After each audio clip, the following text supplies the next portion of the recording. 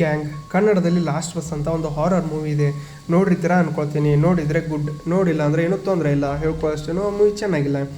ಮೂವಿಲಿ ತೋರಿಸಿರೋ ರೀತಿಯೇ ಬಸ್ನ ರಿಗಾರ್ಡಿಂಗ್ ಒಂದು ರಿಯಲ್ ಲೈಫ್ ಕೇಸ್ ಇದೆ. ಟಿಲ್ ಡೇಟ್ವರೆಗೂ ಆ ಒಂದು ಕೇಸ್ ಅನ್ಸಾಲ್ವ್ಡ್ ಮಿಸ್ಟ್ರಿಯಾಗಿನೇ ಉಳ್ಕೊಂಡ್ಬಿಟ್ಟಿದೆ. ಈ ಒಂದು ಘಟನೆ ಬಂದು ನಮ್ಮ ಪಕ್ಕದ ದೇಶ ಚೀನಾದಲ್ಲೇ ನಡೆದಿದೆ ಆನ್ 14th November 1995. ಚೀನಾನ ಬ್ಲಿಜ್ಜಿಂಗ್ ಸಿಟಿಯಿಂದ ಒಂದು ಸಿಟಿ ಬಸ್ ಫ್ರಾಂಕ್ಟನ್ ಹಿಲ್ಸ್ ಅನ್ನೋ ತನ್ನ ಡೆಸ್ಟಿನೇಷನ್ಗೆ ಹೋಗಬೇಕಾಗಿರುತ್ತೆ. ಈ ಬ್ಲಿಜ್ಜಿಂಗ್ ಸಿಟಿಗೂ ಹಾಗೂ ಫ್ರಾಂಕ್ಟನ್ ಹಿಲ್ಸ್ಗೂ ಇರುವಂಥ ದೂರ 16 ಕಿಲೋಮೀಟರ್ ಅಷ್ಟೇ. ಈ ಒಂದು ಡಿಸ್ಟೆನ್ಸ್ ಕವರ್ ಮಾಡೋದಕ್ಕೆ ಆ ಬಸ್ಗೆ ಬೇಕಾಗಿರೋದು ಓನ್ಲಿ 1 hour ಮಾತ್ರ ಆ ಬಸ್ಗೆ ಬೇಕಾಗಿರುತ್ತೆ. ಈ ರೂಟಲ್ಲಿ ಓಡಾಡೋ ಬಸ್ಗೆ 375 ಅನ್ನೋ ನಂಬರ್ ಇರುತ್ತೆ. ಆನ್ 14th November 1995 ರಾತ್ರಿ 11 ಗಂಟೆಯಾಗಿ ಬಸ್ ನಂಬರ್ 375 ಬಸ್ ತನ್ನ ಲಾಸ್ಟ್ ಸ್ಟಾಪ್ ಆದ ಫ್ರಾಂಕ್ಟನ್ ಹಿಲ್ಸ್ ಕಡೆಗೆ ಹೊರಡುತ್ತೆ. ಅವತ್ತಿನ ದಿನ ಆ ರೂಟ್ಗೆ ಹೊರಡುವಂಥ ಲಾಸ್ಟ್ ಬಸ್ ಇದು. ಇನ್ ಕೇಸ್ ಈ ಬಸ್ನ ಯಾರಾದರೂ ಮಿಸ್ ಮಾಡಿಕೊಂಡ್ರೆ ಬೆಳಗ್ಗೆವರೆಗೂ ಅವರಿಗೆ ಯಾವುದೇ ಬಸ್ ಇರಲ್ಲ ಮತ್ತು ವೆಹಿಕಲ್ಸ್ ಕೂಡ ಸಿಗಲ್ಲ. ಯಾಕಂದರೆ ಈ ಫ್ರಾಂಕ್ಟನ್ ಹಿಲ್ಸ್ಗೆ ಹೋಗೋ ದಾರಿ ಏನಿತ್ತು ಅದು ತುಂಬಾ ಭಯಂಕರ, ಎಲ್ಲ ಫುಲ್ ಘಾಟ್ ಸೆಕ್ಷನ್ ಇರುತ್ತೆ. ಆ್ಯಂಡ್ ರಾತ್ರಿ ಹೊತ್ತಂತೂ ಆ ರೂಟಲ್ಲಿ ಯಾರು ಓಡಾಡಲ್ಲ. ಯಾಕಂದರೆ ಎಷ್ಟು ಸೈಲೆಂಟ್ ಆಗಿರುತ್ತೆ ಆ ರೂಟ್ ಅಂದರೆ ಯಾರಾದರೂ ಬಂದು ಅಟ್ಯಾಕ್ ಮಾಡಿ ಹೊಡೆದಾಕಿದ್ರೂ ಕೇಳೋರು ಯಾರೂ ಇರಲ್ಲ. ಈ ರೀಸನ್ನಿಂದ ರಾತ್ರಿ ಹೊತ್ತು ಅಲ್ಲಿ ಯಾರು ಓಡಾಡಲ್ಲ. ಬ್ಲಿಜ್ಜಿಂಗಿಂದ ಆ ಒಂದು ಬಸ್ ನಂಬರ್ 375 ಅಲ್ಲಿಂದ ಹೊರಡೋಕ್ಕೆ ಸ್ಟಾರ್ಟ್ ಆಗುತ್ತೆ. ತನ್ನ ಫಸ್ಟ್ ಸ್ಟಾಪಲ್ಲಿನೇ ಒಂದು 4 ಜನ ಹತ್ತುತ್ತಾರೆ ಆ ಬಸ್ಸಲ್ಲಿ. ಒಂದು ಹುಡುಗ ಹುಡುಗಿನ ಜೋಡಿ, ಇನ್ನೊಬ್ಬ ಸಿಂಗಲ್ ಆಗಿರೋ ಹುಡುಗ, ಮತ್ತೊಬ್ಬರು ವಯಸ್ಸಾಗಿರೋಂಥ ಮುದುಕ. ಈ 4 ಜನ ಬಸ್ ಒಳಗಡೆ ಹತ್ತುತ್ತಾರೆ. ಆ ಹುಡುಗ ಹುಡುಗಿನ ಜೋಡಿ ಏನಿತ್ತು ಅವರು ಡ್ರೈವರ್ ಹಿಂದಿನ ಸೀಟಲ್ಲಿ ಹೋಗಿ ಕುಂತ್ಕೊಳ್ತಾರೆ. ಮತ್ತು ಮುದುಕ ಏನಿದ್ರು ಅವರು ಹಿಂದ್ಗಡೆ ವಯಸ್ಸಾಗಿರೋರಂತಾನೆ ಒಂದು ಸೀಟ್ ಇಟ್ಟಿರ್ತಾರೆ. ಆ ಸೀಟಲ್ಲಿ ಹೋಗಿ ಅವರು ಕುಂತ್ಕೊಳ್ತಾರೆ. ಆ್ಯಂಡ್ ಆ ಹುಡುಗ ಸಿಂಗಲ್ ಆಗಿರೋ ಹುಡುಗ ಆ ಮುದುಕನ ಹಿಂದಿನ ಸೀಟಲ್ಲಿ ಹೋಗಿ ಕುಂತ್ಕೊಂಡ್ಬಿಡ್ತಾನೆ. ಬಸ್ ಈಗ ಹೊರಡೋಕ್ಕೆ ಸ್ಟಾರ್ಟ್ ಆಗುತ್ತೆ. ಮೊದಲೇ ನವಂಬರ್ ತಿಂಗಳು, ಚಳಿಗಾಲ ಬೇರೆ, ರೋಡೆಲ್ಲ ಮಂಜಾಗಿ ಕಾಣ್ತಿರುತ್ತೆ. ಲೈಟಾಗಿ ಮಳೆ ಕಡೆ ಸ್ಟಾರ್ಟ್ ಆಗಿರುತ್ತೆ. ಆ್ಯಂಡ್ ಬಸ್ ನಂಬರ್ 375 ಈಗ ಟೋಟಲ್ 6 ಜನ ಇದ್ದಾರೆ. ಬಸ್ನ ಓಡಿಸ್ತಾ ಇರುವಂಥ ಡ್ರೈವರ್ ಮತ್ತು ಕಂಡಕ್ಟರ್, ಮುಂದ್ಗಡೆ ಸೀಟಲ್ಲಿ ಕುಂತಿರುವಂಥ ಹುಡುಗ ಹುಡುಗಿನ ಜೋಡಿ, ಹಿಂದೆ ಕುಂತಿರುವಂಥ ಮುದುಕ ಆ್ಯಂಡ್ ಆ ಸಿಂಗಲ್ ಆಗಿರೋ ಹುಡುಗ, ಟೋಟಲ್ 6 ಜನ ಆದರು. ಸೊ ಬಸ್ ಈಗ ಹೋಗ್ತಾ ಇರುತ್ತೆ. ಸಿಟಿ ಎಲ್ಲ ಪಾರ್ ಮಾಡಿ ಇನ್ನೇನು ಘಾಟ್ ಸೆಕ್ಷನ್ ಒಳಗಡೆ ಎಂಟ್ರಿ ಆಗಬೇಕು. ಅಲ್ಲಿ ಒಂದು ಬಸ್ ಸ್ಟಾಪ್ ಇರುತ್ತೆ. ಅಲ್ಲಿ ಆ ಹುಡುಗ ಹುಡುಗಿ ಏನಿದ್ರು ಅವರು ತಮ್ಮ ಸ್ಟಾಪ್ ಅಂತ ಹೇಳ್ಕೊಂಡು ಹೋಗಿಬಿಡ್ತಾರೆ. ಅವರು ಇಳಿದಾದ್ಮೇಲೆ ಬಸ್ ಮೂವ್ ಆಗುತ್ತೆ. ಆ್ಯಂಡ್ ಘಾಟ್ ಸೆಕ್ಷನ್ ಒಳಗಡೆ ಎಂಟ್ರಿ. ಈಗ ಕಂಡಕ್ಟರ್ ಡ್ರೈವರ್ ಹತ್ರ ಹೋಗಿ ಅವ್ರ ಕಷ್ಟ ಸುಖನ ಅವರು ಮಾತಾಡ್ಕೊಳ್ತಾ ಇರ್ತಾರೆ. ಆ ಮುದುಕ ಏನಿದ್ರು ಅವರು ಕಿಟಕಿಯಿಂದ ಆಚೆ ನೋಡ್ತಾ ಕುಂತಿರ್ತಾರೆ. ಆ್ಯಂಡ್ ಅವ್ರ ಹಿಂದೆ ಕುಂತಿರುವಂಥ ಆ ಹುಡುಗ ಮಲ್ಕೊಂಡೇ ಬಿಟ್ಟಿರ್ತಾನೆ. ಸೊ ಘಾಟ್ ಸೆಕ್ಷನಲ್ಲಿ ಆರಾಮಾಗಿ ಹೋಗ್ತಿರ್ಬೇಕಾದ್ರೆ ಇದೇ ಬಸ್ಗೆ ಯಾರೋ ದೂರದಿಂದ ಇಬ್ಬರು ಬಸ್ಗೆ ಕೈ ಮಾಡ್ತಾರೆ. ಡ್ರೈವರ್ ಗಾಬರಿಯಾಗಿ ಇವ್ರು ಯಾರು ಕಳ್ಳರು ಇರಬೇಕು, ಬಸ್ನ ನಿಲ್ಲಿಸೋದೇ ಬೇಡ ಅಂತ ಹೇಳಿ ಬಸ್ನ ಸ್ಪೀಡಾಗಿ ಓಡಿಸ್ತಿರ್ತಾನೆ. ಆದರೆ ಕಂಡಕ್ಟ್ರ್ ಪಾಪ ನಿಲ್ಲಿಸು, ಬಸ್ ಬರೋದು ಲೇಟ್ ಆಯಿತು ಅಂತಹ, ಯಾರೋ ಪಾಪ ನಡ್ಕೊಂಡೇ ಬಂದುಬಿಟ್ಟಿದ್ದಾರೆ, ಮಳೆ ಬೇರೆ ಬರ್ತಾ ಇದೆ, ಪಾಪ ನಿಲ್ಲಿಸು ಅಂತ ಹೇಳಿ ಬಸ್ನ ನಿಲ್ಲಿಸ್ತಾರೆ. ನೋಡಿ, ಕೈ ಮಾಡಿದ್ದು ಇಬ್ಬರು, ಆದರೆ ಬಸ್ ಒಳಗಡೆ ಹತ್ಕೊಂಡಿರೋದು 3 ಜನ. ಆ 3 ಜನ ನೋಡಲಿಕ್ಕೆ ತುಂಬ ಸ್ಟ್ರೇಂಜ್ ಥರ ಕಾಣಿಸ್ತಿರ್ತಾರೆ. ಯಾಕಂದರೆ ಅವರು ರಾಜರ ಕಾಲದ ಹಳೆ ಬಟ್ಟೆಗಳನ್ನು ಹಾಕ್ಕೊಂಡಿರ್ತಾರೆ. ಅಷ್ಟೇ ಅಲ್ಲದೆ ಆ 3 ಜನರಲ್ಲಿ ಒಬ್ಬರು ಏನೋ ತುಂಬ ಸುಸ್ತಾಗಿ ಬಿಟ್ಟಿರೋ ಥರ ಎನರ್ಜಿನೇ ಇಲ್ಲೋ ಅನ್ನೋ ರೀತಿ ಮಿಕ್ಕಿರೋ ಇಬ್ಬರ ಭುಜಗಳ ಮೇಲೆ ಕೈ ಹಾಕಿರ್ತಾನೆ. ಆ್ಯಂಡ್ ಆ ಇಬ್ಬರು ಅವರಿಗೆ ನಡೆಯೋದಕ್ಕೆ ಸಪೋರ್ಟ್ ಕೊಡ್ತಿರ್ತಾರೆ. ಬಸ್ ಒಳಗಡೆ ಹತ್ಕೊಳ್ತಾರೆ.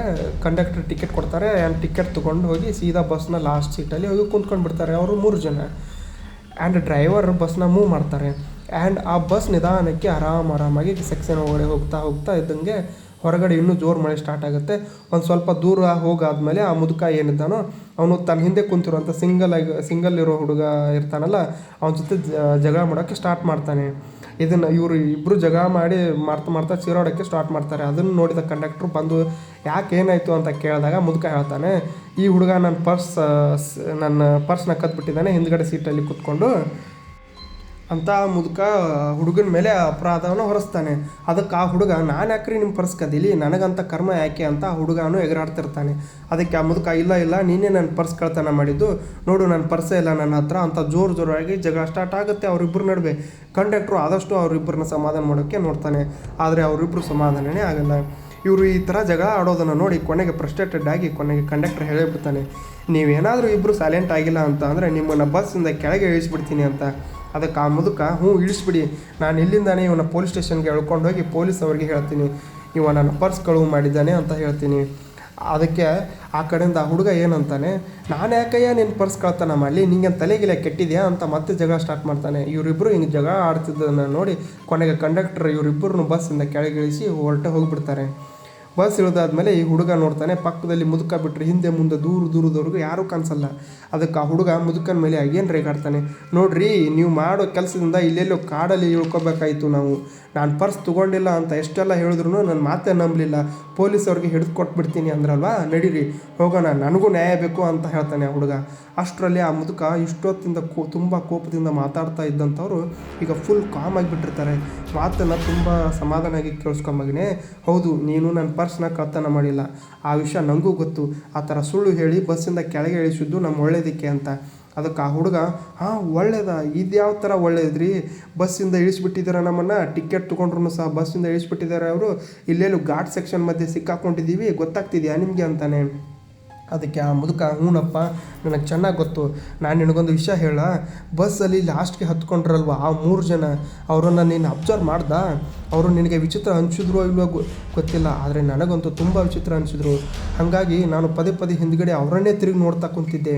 ಆವಾಗ ನೋಡಿದಾಗ ನನಗೆ ಅನಿಸಿದ್ದು ಏನಂದರೆ, ಆ 3 ಜನರಿಗೆ ಕಾಲೇ ಇರಲಿಲ್ಲ ಸ್ವಾಮಿ, ಅವರು ದೇಹ ಗಾಳಿಲಿ ತೇಲಾಡ್ತಾ ಇತ್ತು. ನನ್ನ ಪ್ರಕಾರ ಅವರು ಮನುಷ್ಯರೇ ಅಲ್ಲ, ಅವರು ದೆವ್ವಗಳು. ಇದೆಲ್ಲ ಗೊತ್ತಿದ್ರೂ ಗೊತ್ತಾಗ್ದಂಗೆ ನಾನು ಸುಮ್ಮನೆ ಜಗಳ ತೆಗೆದು ಬಸ್ಸಿಂದ ಇಳೋ ಥರ ಮಾಡಿದೆ.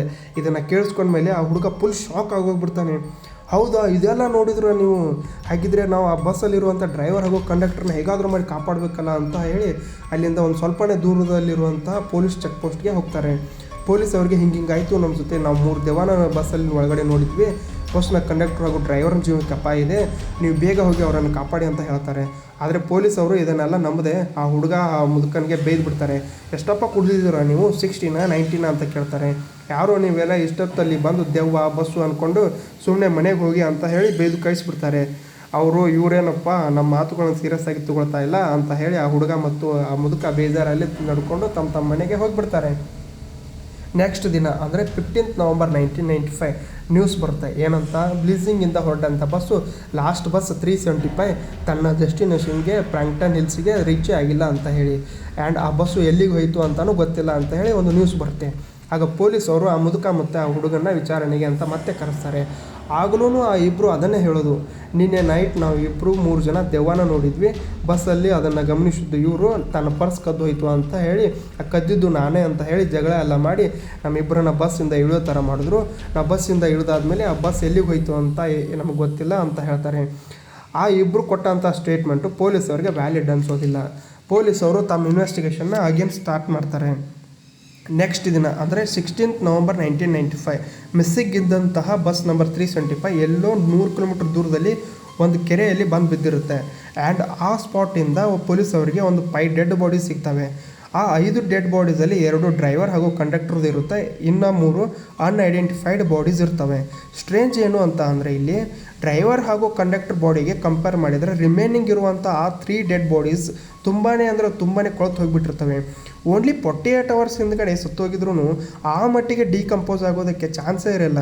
ಇನ್ನೊಂದು ಸ್ಟ್ರೇಂಜ್ ವಿಷಯ ಏನಂತ ಅಂದರೆ, ಆ ಬಸ್ ನಂಬರ್ 375 ಹೋಗಬೇಕಾಗಿದ್ದು 16 ಕಿಲೋಮೀಟರ್ ದೂರದಲ್ಲಿರುವಂಥ ಪ್ರ್ಯಾಂಕ್ಟನ್ ಹಿಲ್ಸ್ಗೆ, ಆದರೆ ಆ ಬಸ್ಸು ಹೋಗಿ ಬಿದ್ದಿರೋದು ತುಂಬ ದೂರದ 100 ಕಿಲೋಮೀಟರ್ ದೂರದಲ್ಲಿರುವಂಥ ಕೆರೆಯಲ್ಲಿ. ಇಲ್ಲಿ ಪಾಯಿಂಟ್ ಏನು ಅಂತ ಅಂದರೆ, ಆ ಬಸ್ಸಲ್ಲಿ 100 ಕಿಲೋಮೀಟರ್ ದೂರ ಆಗುವಷ್ಟು ಡಿಸೈಲೇ ಇರಲಿಲ್ಲ. ಡಿಸೈಲ್ ಇಲ್ಲ ಅಂದಮೇಲೆ ಆ ಬಸ್ಸು ಅಷ್ಟು ದೂರ ಹೆಂಗೆ ಹೋಯಿತು? ಇದನ್ನು ಅರ್ಥ ಮಾಡ್ಕೊಳ್ಳೋಕ್ಕೇ ಅಥಾರಿಟೀಸು ಆ ಬಸ್ನಲ್ಲಿ ಫ್ಯೂಲ್ ಟ್ಯಾಂಕ್ನ ಚೆಕ್ ಮಾಡ್ತಾರೆ. ಆ ಒಂದು ಫ್ಯೂಲ್ ಟ್ಯಾಂಕ್ ರಕ್ತದಿಂದ ತುಂಬ ಹೋಗಿಬಿಟ್ಟಿರುತ್ತೆ. ಇದೊಂದು ಎಷ್ಟು ವಿಚಿತ್ರ ಕೇಸ್ ಅಂದರೆ, ಇದ್ರ ಬಗ್ಗೆ ತಿಳ್ಕೊಂಡಾದ್ಮೇಲೆ ಇನ್ಮೇಲೆ ಘಾಟ್ ಸೆಕ್ಷನಲ್ಲಿ ಟ್ರಾವೆಲ್ ಮಾಡಲಿಕ್ಕೆ ಒಬ್ಬೊಬ್ಬರೇ ಟ್ರಾವೆಲ್ ಮಾಡಲಿಕ್ಕೆ ಪಕ್ಕ ಭಯ ಆಗುತ್ತೆ. ಈ ಘಟನೆ ನಡೆದಿದ್ದು ಚೀನಾದಲ್ಲಿ. ಈಗಲೂ ಚೀನಾದಲ್ಲಿ ಯೂಟ್ಯೂಬ್ ಆ್ಯಂಡ್ ಗೂಗಲ್ ಕೂಡ ಬ್ಯಾನ್ ಇದೆ. ಚೀನಾದವರು ಭೂಮಿ ಮೇಲೆ ಇದ್ದರೂ ಸಹ ಅವರದೇ ಒಂದು ಬೇರೆ ಪ್ರಪಂಚದಲ್ಲಿ ಅವರು ವಾಸಿಸ್ತಿದ್ದಾರೆ. ಅಂಥದ್ರಲ್ಲಿ ಅಲ್ಲಿ ನಡೆದಿರುವಂಥ ಘಟನೆಗಳ ಬಗ್ಗೆ ಬೇರೆ ದೇಶದವರಿಗೆ ಗೊತ್ತಾಗಬೇಕು ಅಂದರೆ ತುಂಬಾ ಕಷ್ಟ. ಓಕೆ, ಥ್ರಿಲ್ಲಿಂಗ್ ವರ್ಡ್ ಗ್ಯಾಂಗ್, ಇದಾಗಿತ್ತು ಇವತ್ತಿನ video. I hope this video ನಿಮಗೆ ತುಂಬಾ ಥ್ರಿಲ್ ಫೀಲ್ ಕೊಟ್ಟಿರುತ್ತೆ. ವಿಡಿಯೋ ಇಷ್ಟ ಆಗಿದ್ದರೆ ಈ ವಿಡಿಯೋಗೆ ಒಂದು ಲೈಕ್ ಕೊಡಿ. ವಿಡಿಯೋ ಹೇಗೆ ಅನ್ನಿಸ್ತು ಅಂತ ಕಮೆಂಟ್ ಸೆಕ್ಷನಲ್ಲಿ ತಿಳಿಸಿ. ಹಾಗೆ ನಿಮ್ಮ ಫ್ರೆಂಡ್ಸ್, ಫ್ಯಾಮಿಲಿ, ರಿಲೇಟಿವ್ಸ್ಗೆ ಶೇರ್ ಮಾಡಿ. ಹಾಗೆ ಸಬ್ಸ್ಕ್ರೈಬ್ ಕೂಡ ಮಾಡಿ. ಮತ್ತೆ ಸಿಗುವ. ನಮಸ್ಕಾರ.